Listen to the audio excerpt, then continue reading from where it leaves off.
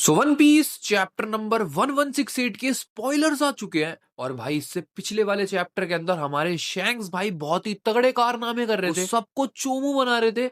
और ऐसा लग रहा था कि जैसे ब्लीच के अंदर आइजन है वैसे अपना शैंक्स आइजन है भाई वन पीस का, क्योंकि ये बंदा हर चीज प्लान करके चल रहा है। अब तक तो मेरे को ऐसा लगता था कि ईमू जो चोमू है वो हर किसी को देख लेता है दूर से कि वो क्या करने वाला है या क्या नेक्स्ट मूव होगा, बट अब मेरे को ऐसा लग रहा है ईमू के पास ऐसी कोई पावर नहीं है। फिलहाल इस वाले चैप्टर के अंदर भी शैंक्स भाई ने थोड़ा सा कारनामा किया है और हम लोग को पता लगेगा हराल्ड के फ्लैशबैक के बारे में, जहाँ पे हम लोग को पता लगेगा कि ईमू ने उसका कैसे काटा। तो मैं तुम्हारे को A to Z इस वाले चैप्टर के स्पॉयलर्स को समझाने वाला हूँ। उससे पहले अगर किसी ने चैनल को सब्सक्राइब नहीं किया है तो भाई वो कर लेना, क्योंकि सब्सक्राइब करना आप लोग के लिए बिल्कुल फ्री है। और चैप्टर नंबर 1168 का नाम होने वाला है एल्बाफ स्नो।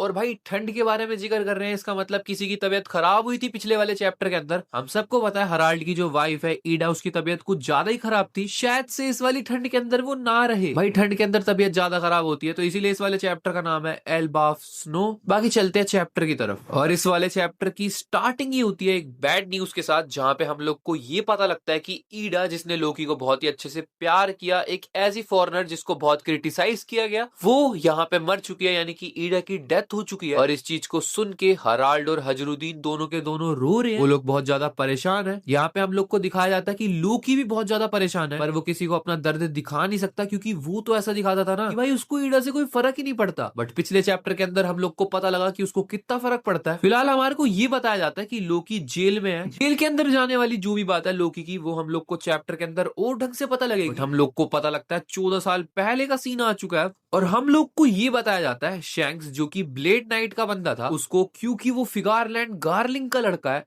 और क्योंकि उसने अपनी शैमरॉक के साथ जैसी पावर्स दिखाई भी होंगी, इतना तो तुम लोग को पता ही है भाई शैंक्स की पावर क्या लेवल की है। तो वो लोग तो वर्ल्ड गवर्नमेंट वाले ऑब्वियसली उसको गॉड नाइट बनाने को रेडी हो गए, यानी कि हॉली नाइट। तो यहाँ पे हम लोग को यही बताया जा रहा होता है कि अब वो उसका जो कॉन्ट्रैक्ट है वो डीप सी कॉन्ट्रैक्ट में डाल रहे होते हैं, मतलब शैंक्स की पोजीशन बढ़ा रहे होते हैं। बट शैंक्स वहां पे इन लोगों को कोई टोचा वगैरह दे देता है, मतलब वहां से गायब हो जाता है। अब इन लोग को नहीं पता कि शैंक्स क्यों नहीं आया, बट ये लोग सोचते हैं कि जब हम लोग ने डीप सी कॉन्ट्रैक्ट करना ही है तो हम लोग हराल्ड के साथ भी कर सकते हैं, और ये लोग वही कर रहे हैं। अब ये डीप सी कॉन्ट्रैक्ट वही होगा भाई जिसके अंदर ये लोग इमोर्टल बन जाते हैं और ईमू के साथ इनका कनेक्शन हो जाता है। बट मैं समझ चुका हूँ कि भाई शैंक्स क्यों नहीं गया। मेरे हिसाब से शैंक्स को ये चीज के बारे में पता होगा, जैसा हम लोग ने देखा भी था भाई एग हेड के अंदर, जहाँ पे सैटर्न की बहुत ही बुरी हालत कर दी थी ईमू ने। वहां पे तुम लोग देख रहे हो ना कॉन्ट्रैक्ट का क्या फायदा ईमू को, कि अगर वो चाहे जब मर्जी तुमको मार सकता है। वैसे तो ईमू बहुत ही ग्रेट विलन है भाई, वो मार सकता है, बट शैंक्स को पता था इसीलिए उसने अवॉइड करा इस चीज को। बट हराल्ड के साथ ये कॉन्ट्रैक्ट हो चुका है। अब यहाँ पे हम लोग को यही बताया जाता है कि हराल्ड को भाई गॉड नाइट का मेंबर बना दिया गया, मतलब हराल्ड एक हॉली नाइट बन चुका है। और अब शायद से वर्ल्ड गवर्नमेंट के अंदर एल्बाफ को ले भी लिया जाएगा, जो इसका सपना है वो भी पूरा हो जाएगा। बट यहाँ पे हम लोग को बताया जाता है कि हराल्ड अब इमोर्टल हो चुका है, उसको भी वही वाली सारी पावर्स दे दी गई है और उसकी पावर बहुत ही ज्यादा बढ़ गई है। यहाँ पे